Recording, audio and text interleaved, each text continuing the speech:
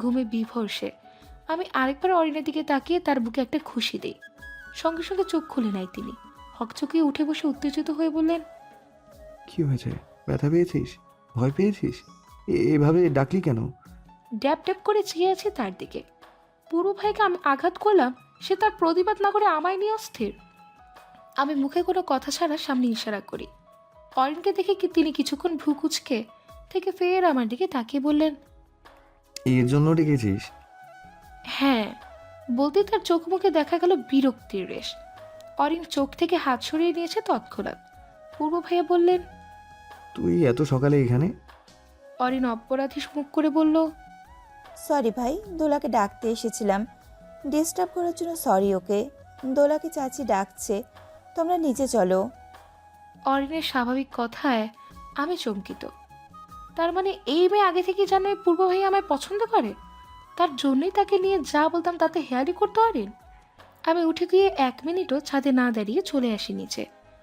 আবরার মেনশনে আজ আবারও আসতে হলো, তবে জানেনি কতদিন থাকতে পারবো। ওর আপু চলে আসলে আমি এখান থেকে চলে যাব বহুদূর। বাসায় প্রবেশ করতেই বড় চাচি হুড়মুড়িয়ে এসে আমায় জড়িয়ে ধরেন।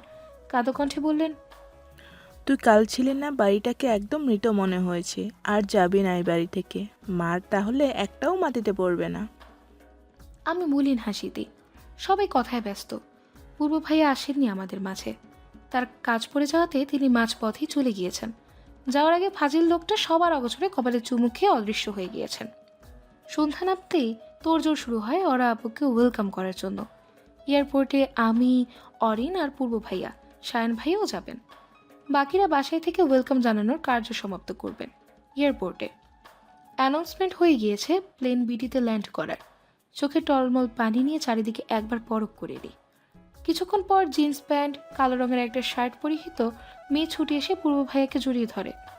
পূর্ব ভাইয়া পড়ে যেতে নিয়েও সামলে নেন নিজেকে। তার চোখে মুখে বিরক্তির আভাস। জড়িয়ে ধরা মেয়েটাই হচ্ছে অরা আপু। অরা আপু হঠাৎই পূর্ব ভাইয়ার গলা ছেড়ে গালে চুমু দিয়ে বসেন তার। উপস্থিত সবাই হতভম্ব। আমি বহু কষ্টে নিজের কান্না দমন করে সেদিকে চেয়ে আছি। অরা আপু সবার সাথে হাসি মুখে কথা বিনিময় করছেন। আমি চুপচাপ আড়ালে দাঁড়িয়ে আছি। অরা আপু কথার তালে হেসে বারবার পূর্ব ভাইয়ের ওপর ঢলে পড়তে পূর্ব ভাই দাঁতে দাঁত চেপে তাকায় তার দিকে। তবে আপুর তাতে কোনো হেলদুলি নেই। আমার বেশ অবাক লাগছে পূর্ব ভাইয়ের ব্যবহারে। তিনি এতটা শান্ত কেন? তার তো উচিত অরা আপুকে তুলে একটা আছাড় দেয়া। এতক্ষণে দেওয়া উচিত ছিল, কিন্তু ভাইয়া তো তা করেননি একটা বারও। যখনই অরা আপু তার পাশে ঘেঁষে দাঁড়ান, তখন তিনি কৌতূহল ভরা চোখ নিয়ে আমার দিকে তাকান। আমার শান্ত দেখে হতাশ হয়ে চুপ করে দাঁড়িয়ে থাকেন। তবে এই মৌনতা বেশিক্ষণ টেকে না। পূর্ব ভাই হঠাৎ বেশ ছাঁচালো কণ্ঠে জোর গলায় বললেন, এখানে আর কথা বলার দরকার নেই, ওরা বাসায় চল।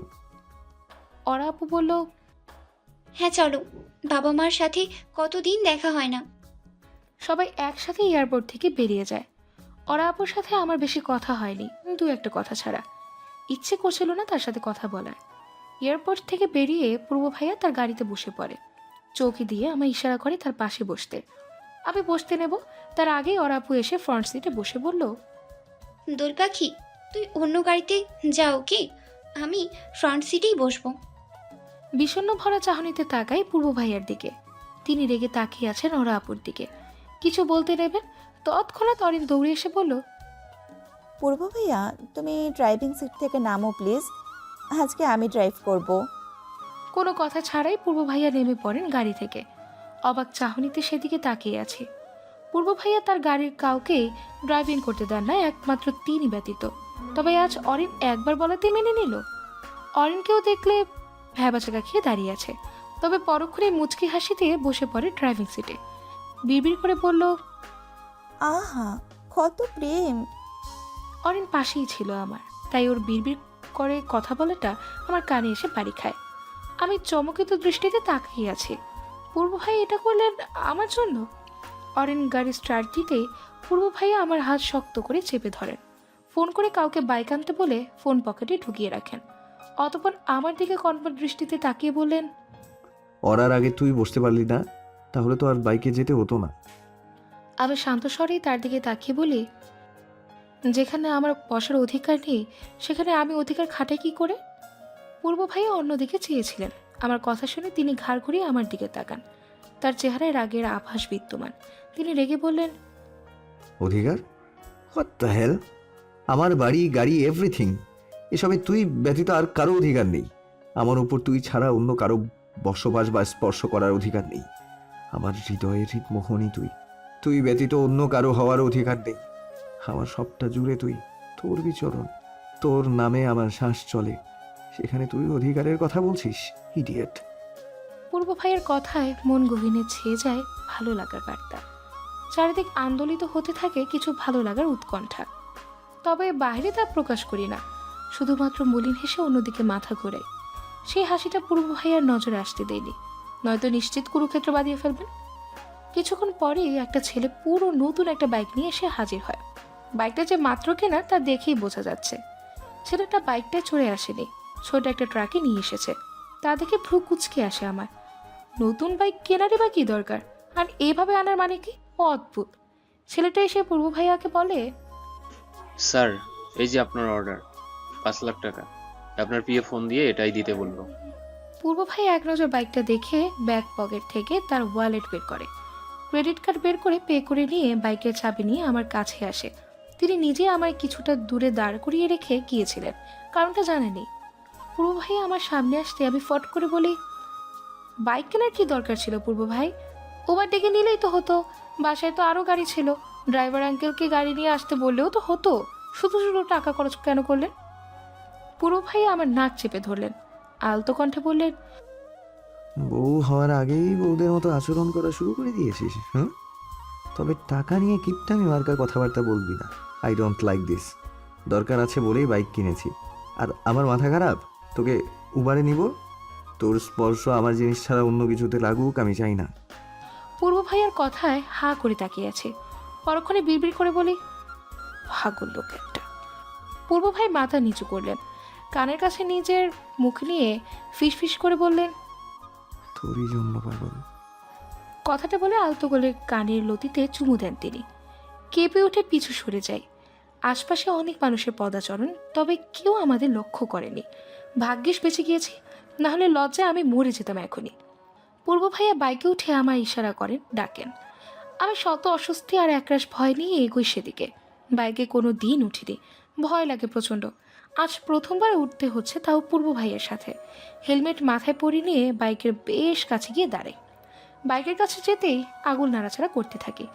হাঁসফাঁস করার এক পর্যায়ে পূর্ব ভাইয়া কিছুটা ক্ষিপ্ত কণ্ঠে বললেন, এভাবে দাঁড়িয়ে আছিস কেন? জলদি ওঠ। বাসায় যাওয়ার প্ল্যান নেই? না গেলেও আমার সমস্যা নেই, তবে এখানে না দাঁড়িয়ে অন্য কোথাও চল। আমি আমতামতা করে বলি, ভাইয়া আমি বাইকে উঠবো না। কেন? আমি কাঁদো কণ্ঠে বলি, ভয় লাগে, এর আগে কখনো উঠিনি, যদি পড়ে যাই। পূর্ব ভাইয়া হেসে বললেন, আমি থাকতে তুই পড়ে যাবি? Jokes of the year. ভয় পাওয়ার কিচ্ছু নেই। উঠে আমায় পেছন থেকে জড়িয়ে ধর, পড়বি না। আমি মনে মনে বলি, সেটাই তো সমস্যা, আপনাকে স্পর্শ করলে যে কাঁপুনি দেয় শরীর, তখন দেখা যাবে কাঁপতে কাঁপতেই পড়ে গিয়েছি ধপাস করে। পূর্ব ভাইয়া ফের বললেন, কি হলো, উঠবি না নাকি তোকে ফেলে যাব? আমি দ্বিধা এড়িয়ে উঠে বসি। মাঝখানে দূরত্ব বজায় রেখে ধীরে তার কাঁধে এক হাত রাখতেই তিনি বললেন, জড়িয়ে ধর, পড়ে যাবি নয়তো। হ্যাঁ পড়বো না, আপনি স্টার্ট দিন। শিওর? জি।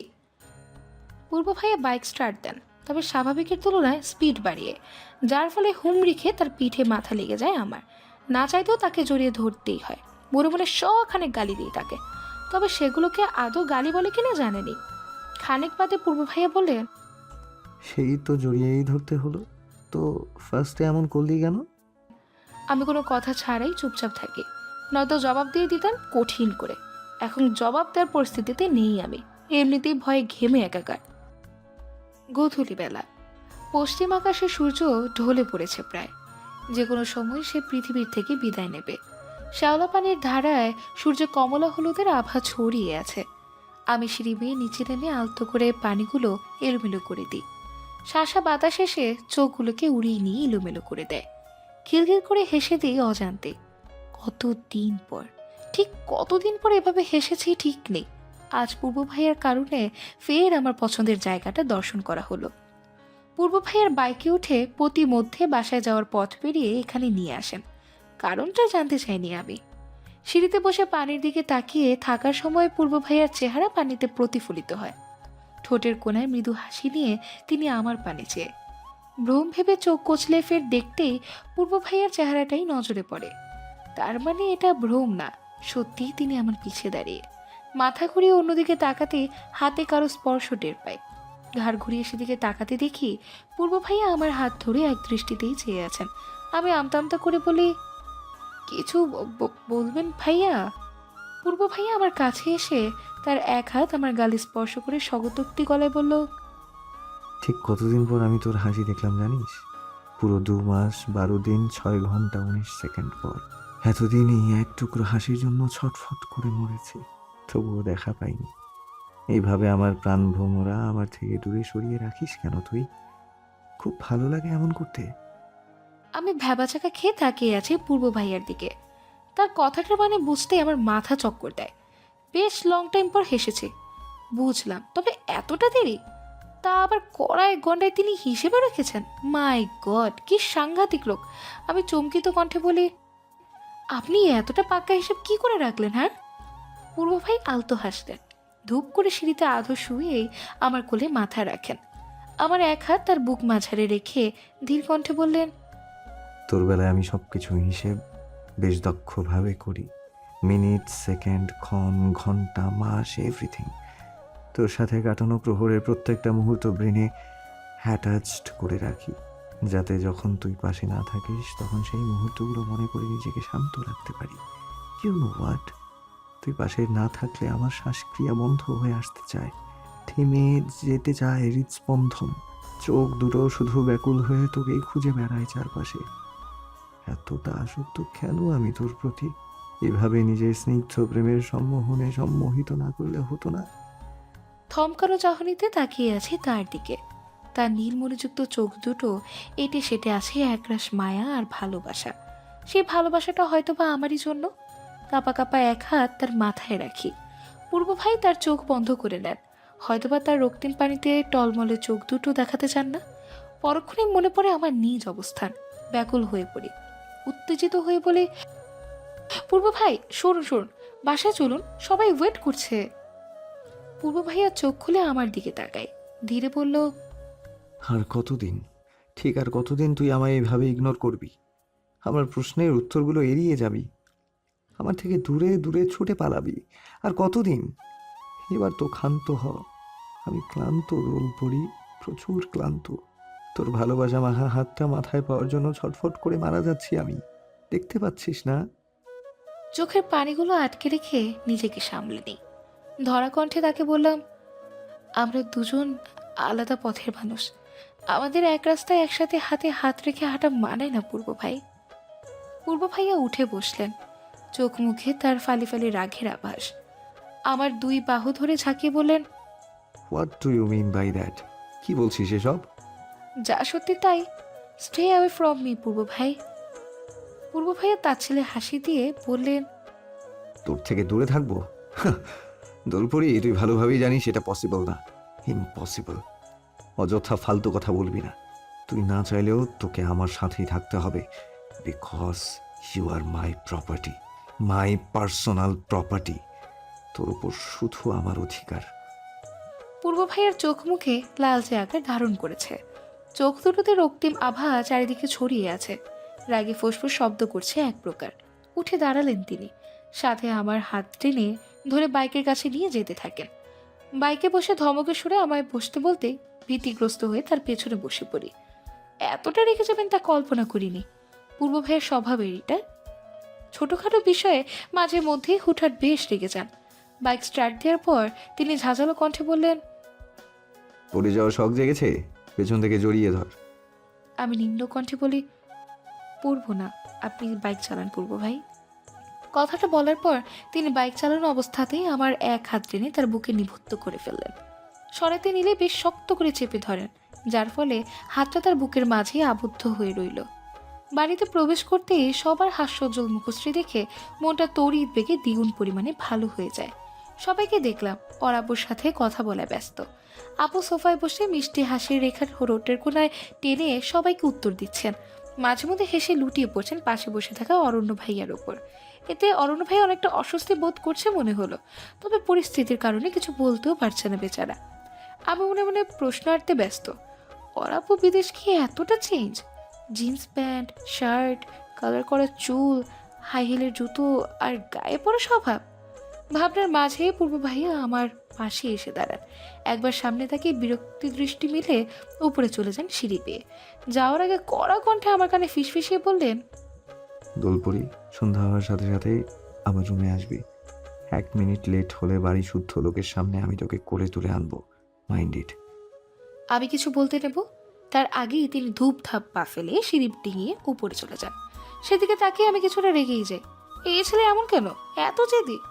দেখা যেতে পারে তাকে যদি আমি খুন করি, তখন সেই মুহূর্তে তিনি বলবেন, দোলপুরি, I love you, I just want you, এটাই বলবে। হ্যাঁ, বলতেও পারে।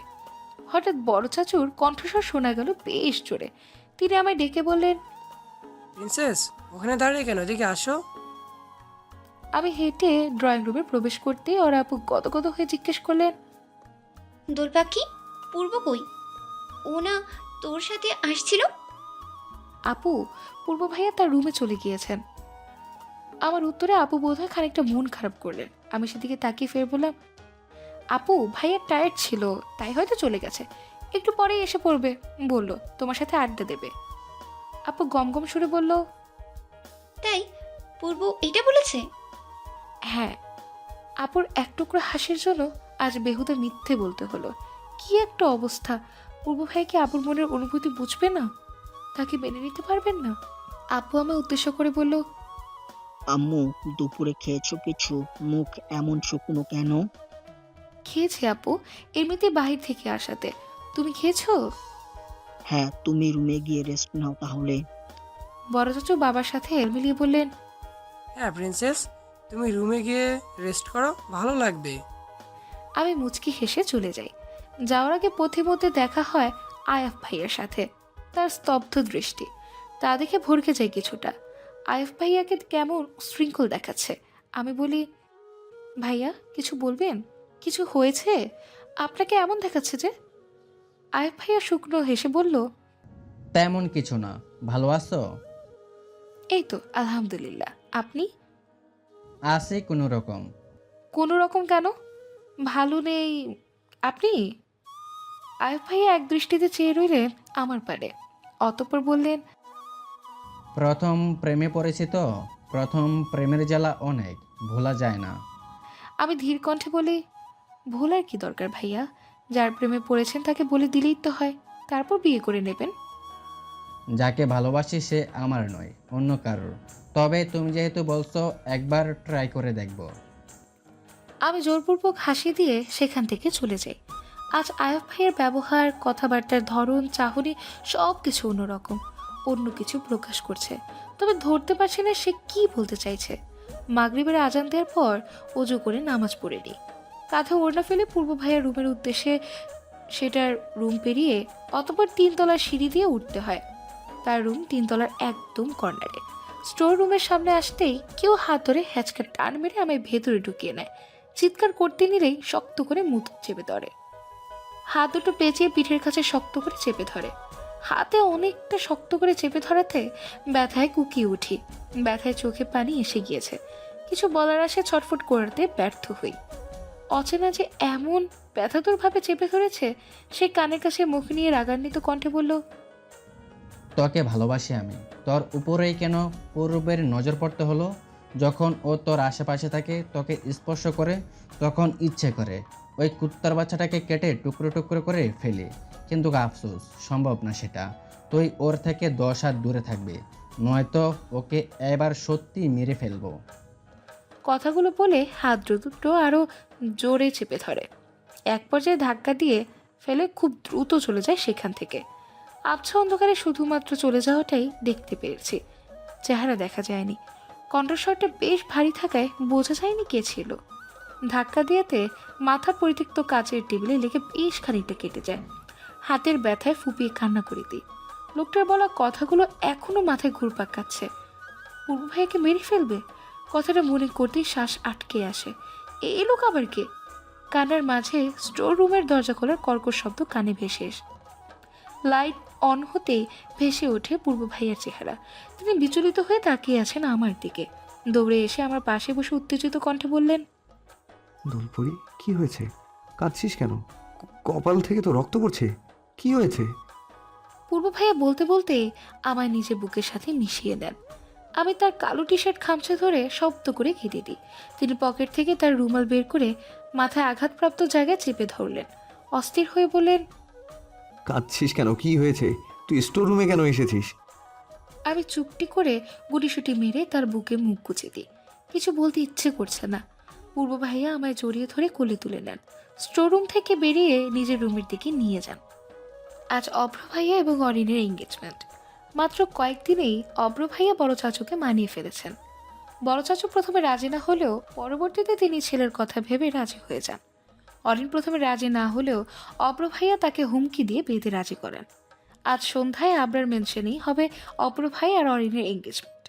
তাই আজ বেশ কয়েক বছর পর খুশির পরশ লেগেছে মেনশনে। সবার ঠোঁটের কোণায় মিষ্টি হাসির রেখা। বাবাকে আমি সেদিন বেশ সাহস করে বলে দিয়েছিলাম আমি অভ্র ভাইয়াকে বিয়ে করব না। তারপরে মূলত বড় চাচু বলেন অভ্র ভাইয়াও বিয়েতে রাজি নন। দুজনের মতামতের ভিত্তিতে আজ অভ্র ভাই আর অরিনের এঙ্গেজমেন্ট। রুমের দরজা লক করে বিষণ্ণ মনে বইয়ের মাঝে মুখ ডুবিয়ে রেখেছি। পরে আপাতত মন নেই। আমার মন ব্যস্ত এখন সেই রাতের লোকটিকে হতে পারে সেটা ভেবে। আবরার মেনশনে সেদিন বাহিরের কোনো ছেলে প্রবেশ করেনি। অরণ্য, শুভ্র আর আয়েফ ভাইয়াই ছিল বাহির থেকে এসেছেন। তাদের সন্দেহ করা মুশকিল। ছোটকাল থেকেই তাদের সাথে পরিচয়। বড় ভাই মনে করি নিজের। বাসার বয় স্টাফরা এমন সাহস কোনো দিনও করবে না। তাছাড়া বাসার ছেলে সার্ভেন্টরা এখানে ৮-৯ বছর ধরে কাজ করে আসছে। সবারই বয়স হয়েছে এখন, বার্ধক্যের ছাপ বিরাজমান। কিন্তু সেই লোকের ভারী কণ্ঠ আড়ালে ছিল যুবক কণ্ঠের আভাস। তার মানে ছেলেটি যুবক, বয়স 28-29 হবে হয়তো।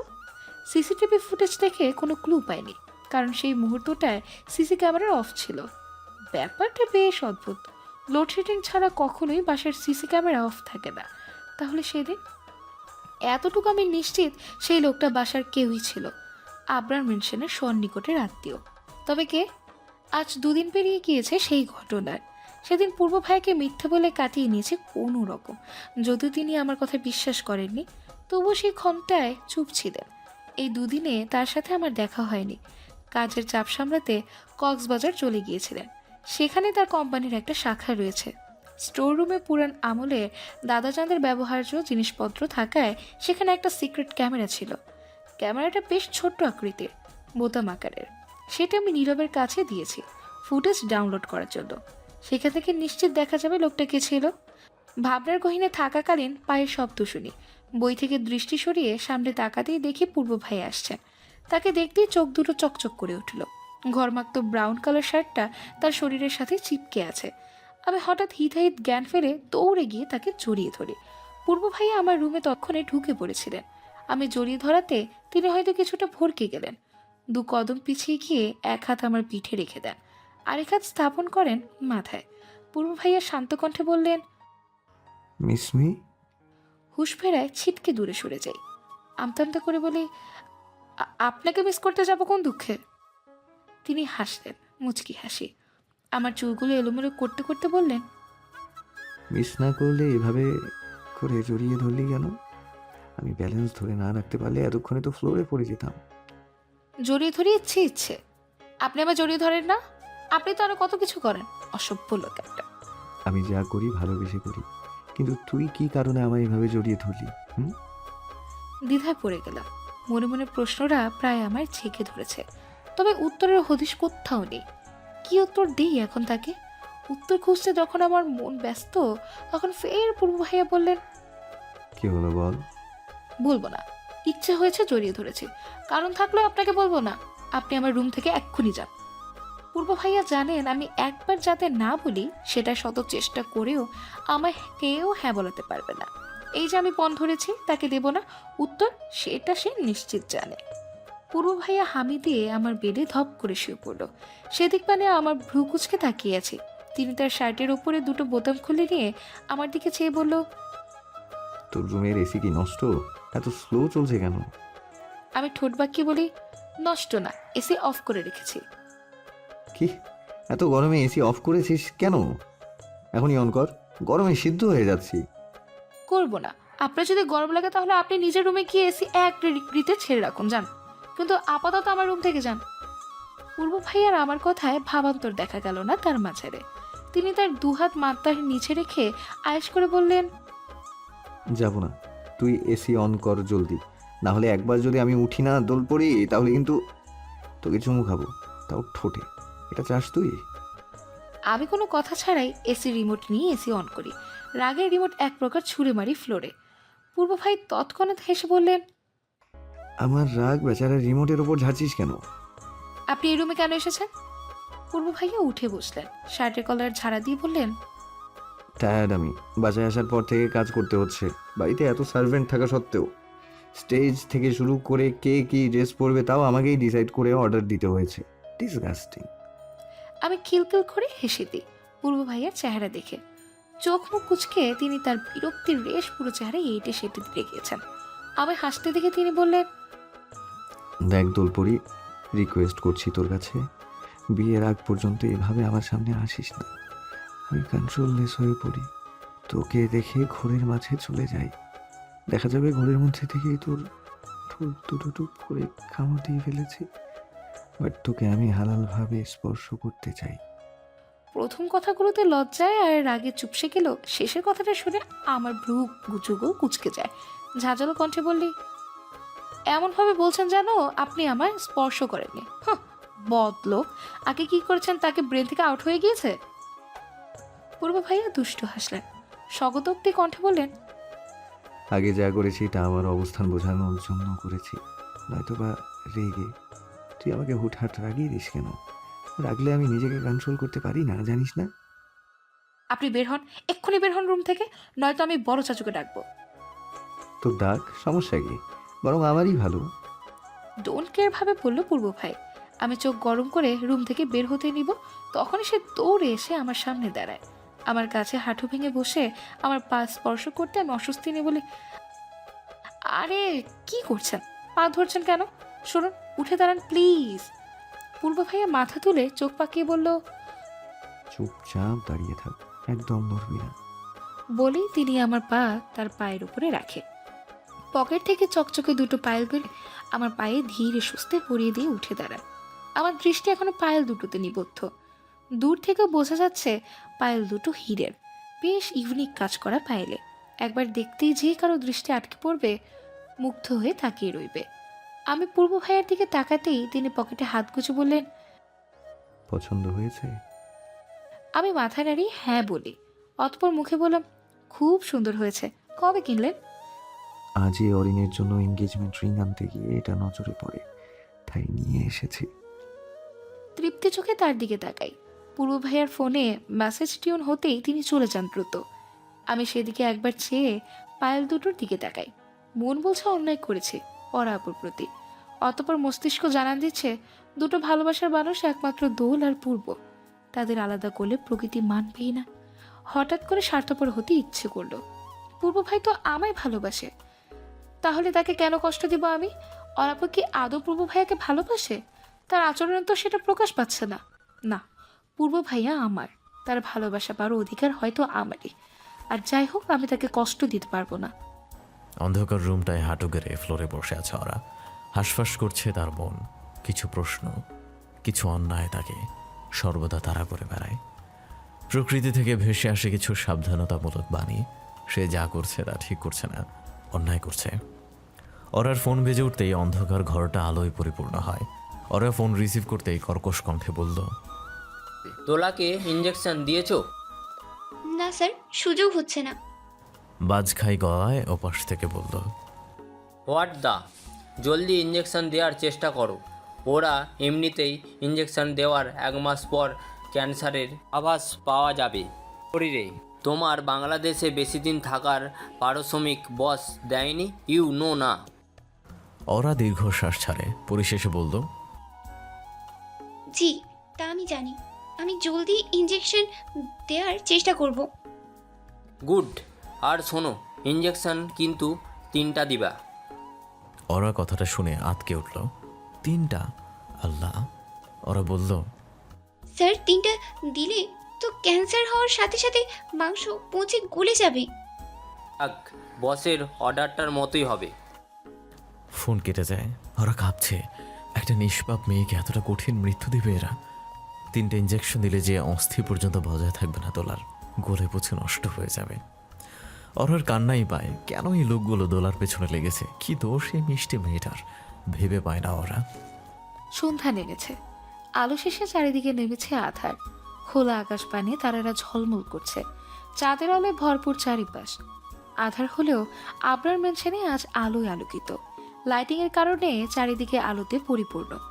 কালো কালারের একটা শাড়ি নিয়ে হাত দিয়ে নাড়াচাড়া করে দেখছি। শাড়িটা বেশ সুন্দর, কালো স্টোনের কাজ করা। বড় চাচি দিয়ে বলেছেন আজ এটাই পরতে।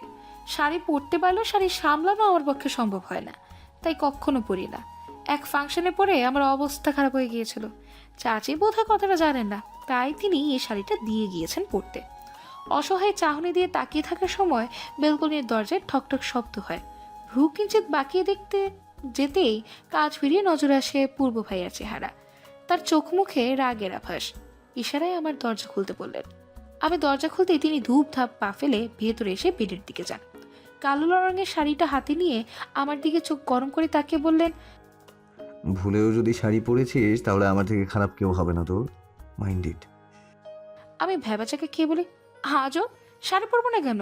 চাচি দিয়ে গেছেন, আমি তার কথা অমান্য করি কি করে? এত ভালো সাজার দরকার নেই, যা বলেছি ফাইনাল। শাড়ি যদি পরিস তাহলে তোকে যে কি করবো সেটা ভাবতেও পারবি না। হুমকি স্বরূপ কথাগুলো বলে তিনি বেলকনি দিয়ে পাশের রুমটায় চলে গেলেন।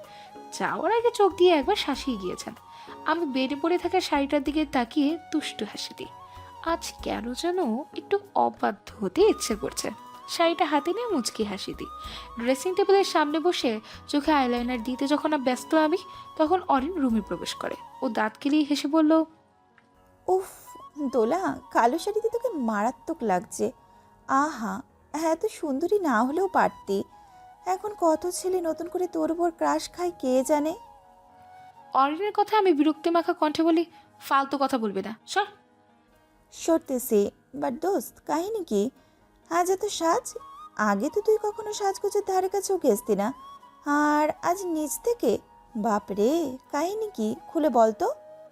আমি মুচকি হেসে বলি, সিক্রেট, বলবো না, ফুট যা। অরিন সন্দিহান কণ্ঠে বলল, ভাই দেখ, কোনো উল্টোপাল্টা কাহিনী করিস না। আমি নিশ্চিত তোরে পূর্ব ভাই শাড়ি পরতে মানা করছে, সাজগোজ করতেও মানা করছে, রাইট? আমি হেসে দিয়ে মাথা নাড়ি হ্যাঁ বলি। অরিন মুখ বাঁকিয়ে বলল, বহুত তেরা তুই মাইয়া, ভাইয়াকে রাগাবি কেন? দেখিস তোর কপালে বাস আছে। আমি ফোন হাতে নিয়ে বাইরে যেতে যেতে বলি, চুপ যা, নিজের কাজে মন দে। একটু পরে এসে তোকে নিয়ে যাব স্টেজে। লাস্ট মুখে কোনো আটা ময়দার ফিনিশিং দেওয়ার হলে দিয়ে ফেল, যা। রুম থেকে বেরিয়ে সর্বপ্রথম লম্বা শ্বাস টেনে নি। কারো কথা অমান্য করাতেও এতটা স্বস্তি পাওয়া যায়? আগে জানতাম না। পূর্ব ভাইয়া হয়তো রেগে যাবেন, বাট তাতে কি? এখন থেকে তার কোনো কথাই শুনবো না, একদমই না। একটুখানি অবাধ্য হলে কি হবে? তিনি রেগে যাবেন নিশ্চিত। তার রাগ মিশ্রিত ফেসটা দেখতে যে বড্ড মোহনীয় লাগে, যদিও ভয় আড়ষ্ট হয়ে যায় তার রাগ দেখলে। কিছু দূর যেতেই খেয়াল হলো পূর্ব ভাইয়াকে। চোখ দুটো বড় বড় করে তার পানে তাকায়। খয়েরি রঙের পাঞ্জাবি আর ব্ল্যাক ডেনিম প্যান্ট পরনে তার। প্যান্টের পকেটে হাত ঢুকিয়ে অন্য হাত নাড়িয়ে নাড়িয়ে কথা বলছেন। মাঝে মধ্যে কথার তালে আলতো হাসেন। হাসিটা দেখার সাথে সাথেই চোখ অন্যদিকে তাকায়। আশেপাশে তাকাতে লক্ষ্য করি অদূরে নীরব আর আদ্রাফ দাঁড়িয়ে হাত দিয়ে ইশারা করতে বলছে ছাদে যেতে। বুকের ভেতর অস্থিরতার ঝড় ওঠে। আল্লাহর কাছে বারবার দোয়া করছি যেন কাছের কেউ সেই বিশ্রী ঘটনা, সেই লোকটি না হয়। ছাদে আসতেই নীরব মলিন কণ্ঠে বলল, দোস্ত, ফুটেজ আনছি। আমি ভয়গুলো দূরে ঠেলে স্বাভাবিক কণ্ঠে বলি, ক্যামেরা কোথায়? আদ্রাফের কাছে। নীরব আদ্রাফের দিকে ইশারা দেয়। পরিশেষে আদ্রাফ বলল, নিচে যাওয়ার সময় স্টোর রুমে লাগিয়ে রেখে যাবেন, প্যারা নিস না। আমি মাথা নাড়িয়ে নীরবকে বললাম, ফুটেজ দেখা, সময় নেই তো, নিচে যদি সবাই খোঁজা শুরু করে আমাকে। নীরব দীর্ঘশ্বাস ছেড়ে বলল, দেখাইতেছি, বাট দোল পাখি প্রমিস কর কান্না করবি না, একদম নর্মালও থাকবি, ওকে? নীরবের কথায় শান্ত থাকার বদলে মন অশান্ত হয়ে উঠল। নীরব কখনো এতটা সিরিয়াস বা মৌলিক রূপে কথা বলে না, কিন্তু আজ তাহলে কি আমার চাওয়াটা আল্লাহ তাআলা পূরণ করবে না? আমি মাথা নাড়িয়ে ফের সায় জানাই। নীরব ওর ফোন বের করে আমার সামনে একটা ভিডিও অন করে। ফুটেজের ভিডিওটা সমাপ্ত হতে না হতেই পা ভেঙে মাটিতে বসে পড়ি। চোখ দিয়ে ঝরছে অশ্রুমালার দল। কেন সবসময় আপনজনের কাছ থেকে আমার কষ্ট পাওয়া লাগবে?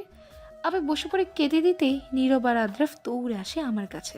নীরব হাত ধরে বলল, এসব কি দোল, তোরে না মানা করলাম কাঁদবি না, কাঁদতেছিস কেন? নিজের শক্ত কর, কাঁদলে কাঁদবে ওই আরাফ ভাইয়া। কত বড় সাহস ওই লোকের! তোর বাসার সবাইকে বলবো, দাঁড়া, তারপর এই লোককে পুলিশে দেবো। নীরব রেগে মেগে উঠতে নিলে আমি বাধা দিই। কান্নারত কণ্ঠে বলি, কাউকে কিচ্ছু বলবি না নীরব, আমি চাই না কেউ কিছু জানুক। আয় ভাইয়ার এই পরিবারের সাথে অনেক দিনের সম্পর্ক, সবাই ভাইয়াকে অনেক পছন্দ করে। আমি চাই না তাদের সম্পর্কটা নষ্ট হোক। নীরব প্লিজ চুপ যা। আদ্রাফ আমার কথা শুনে রেগে গিয়ে বলল, মানেটা কি? তার মানে তুই কাউকে কিছু জানাবি না? আয়াব ভাইয়া যদি তোর ক্ষতি করার চেষ্টা করে আবার? সেদিন তো মাথা ফাটালো, আবার পূর্ব ভাইয়াকে মারার হুমকি দিল। এত কিছুর পরও চুপ থাকবি? হ্যাঁ, আমি আইএফআইয়ের সাথে কথা বলে নেব, উনি বুঝবেন। কিন্তু আপাতত কাউকে কিচ্ছু না জানানোই বেটার। ফ্যামিলিতে কতদিন পর সবার চোখে মুখে হাসি, জানিস? আমি এই বিউটিফুল মোমেন্টটাকে কিভাবে নষ্ট করি? যা করার অয়নের বিয়ের পর দেখা যাবে। আদ্রাফ আর নীরব আমার কথার যুক্তি বুঝতে পেরে শান্ত হয়। আমি ধীর পায়ে উঠে দাঁড়াতেই নিচে যাওয়ার জন্য পা বাড়াবো, তখন নীরব ফের বলল, ওই যাস, রুমে। নিচে আসবি না? আমাদের চুপ থাকতে বলে ফাংশন ছেড়ে এখন রুমে যাস কেন? আমি আসছি, তোরা যা। আদ্রাফ ক্যামেরা সেখানে থেকে খুলেছিলেই লাগিয়ে নিস, কেউ যাতে না দেখে। ছাদের এক মুহূর্তের জন্য না দাঁড়িয়ে চট জলদি নিচে চলে আসি। রুমে এসে দরজা লাগিয়ে দরজা ঘেঁষে মাটিতে বসে পড়তে কান্নাগুলো দলা পাকিয়ে আসতে নিলেও দমন করার তুমুল চেষ্টা চালে। আমি কাঁদবো কেন, যেখানে আমার বিন্দু মাত্র দোষ নেই? আয়াফ ভাইয়াকে ছোটবেলা থেকে দেখে আসছি ভাইয়ের নজরে। তিনি সব সময় সবটা বিষয় কেয়ার করতেন। অরণ্য, শুভ্র, আয়াফ ভাইয়া তিনজনেই আমার জীবনে ছিল স্পেশাল মানুষ। তিনজনকে বড় ভাইয়ের রূপ ছাড়া আর কোনো কিচ্ছু ভেবে দেখিনি। আয়াফ ভাইয়া এমন কিছু করবেন আমার সাথে তা কল্পনাতেও আসেনি আমার। ফোনের কর্কন রিংটোনের শব্দে হাঁটু থেকে মাথা তুলে প্রায় 20 মিনিট যাবৎ হাঁটুতে মাথা রেখে অনিচ্ছা সত্ত্বেও কেঁদেছি। আপনজনের থেকে পাওয়া কষ্ট বেশ কারো হয়, যা আমাদের না চাইতেও দুর্বল করে দেয়। এলোমেলো পায়ে বেডের কাছে এগিয়ে গিয়ে ফোন হাতে নিয়ে চোখে ভেসে উঠল নীরব নামটি। চোখের কার্নিশে জমে থাকা পানিটুকু মুছে ফোন রিসিভ করে স্বাভাবিক কণ্ঠে বলি, কি হয়েছে, ফোন দিস কেন? আসছি তো। নীরব কিছু সময় পর ভীত কণ্ঠে বলল, দোস্ত একটু ছাদে আয় তো, জলদি কর। আমি সন্দিহান কণ্ঠে বললাম, কেন? মাত্রই তো ছাদ থেকে আসলাম, আবার কি? আরে বোন জলদি আয়, পূর্ব ভাই আয়াব ভাইয়ারে মাইরা ফেললো। নীরবের শেষের কথাটা শ্রবণ হতেই ফোন রেখে ছুটি ছাদের দিকে। লাস্টের বলা লাইনটা এখনো কানে বাজছে। পূর্ব ভাইয়া আয়াব ভাইয়াকে মেরে ফেলছে মানে? তিনি কি সব জেনে গেল? আল্লাহ সর্বনাশ! ছাদে ঢুকতেই কারো আর্তনাদ মাখার সুর কানে ভেসে আসে। দরজা চাপিয়ে রেখে ভেতরে ঢুকে দেখি পূর্ব ভাইয়া হকি স্টিক দিয়ে আয়াব ভাইকে বেধড়ক পেটাচ্ছে। আয়াব ভাইয়ের মুখে রুমাল ও হাত বাঁধা, যার কারণে তিনি শুধু আর্তনাদ চাপা সুরে ছাড়ছেন। এই দৃশ্য দেখে মাথা ঘুরল। আয়াব ভাইয়ের কপাল ফেটে রক্ত পড়ছে। পরনের সাদা রঙের পাঞ্জাবিটার রক্তে চুপ চুপ। অরণ্য শুভ্র ভাইয়ার পাশে দাঁড়িয়ে পূর্ব ভাইয়াকে থামতে বলছেন, কিন্তু সামনে আগাচ্ছেন না। তার রাগ দেখে নীরব আদ্রে মুখ করে ঘটমান দৃশ্য দেখছে। হঠাৎ পূর্ব ভাইয়া হকি স্টিক ফেলে রড হাতে নিয়ে আব ভাইয়ার সাথে সজোরে বাড়ি দিতে আমি কন্ট্রোল লেস হয়ে পড়ে জোরে চিৎকার দিই। পূর্ব ভাইয়া আমার চিৎকার শুনে পিছে ঘুরে আমার দেখা মাত্র হাতের রডটি পাশে ছুঁড়ে ফেলে দিয়ে আমার দিকে দৌড়ে আসে। ভয়ের কারণে তাকে এক হাত দিয়ে আমার কাছে আসতে মানা করছি, কিন্তু তিনি তা অগ্রাহ্য করে একদম আমার সন্নিকটে এসে দাঁড়ালেন। দুহাত দিয়ে আমায় আগলে নিয়ে ধীর কণ্ঠে বললেন, দোলপুরি, আর ইউ ওকে? এভাবে শ্বাস টানছিস কেন? নিঃশ্বাস নিতে কষ্ট হচ্ছে? হ্যাঁ, কথা বলছিস না কেন? কিছু বল, বেশি খারাপ লাগছে?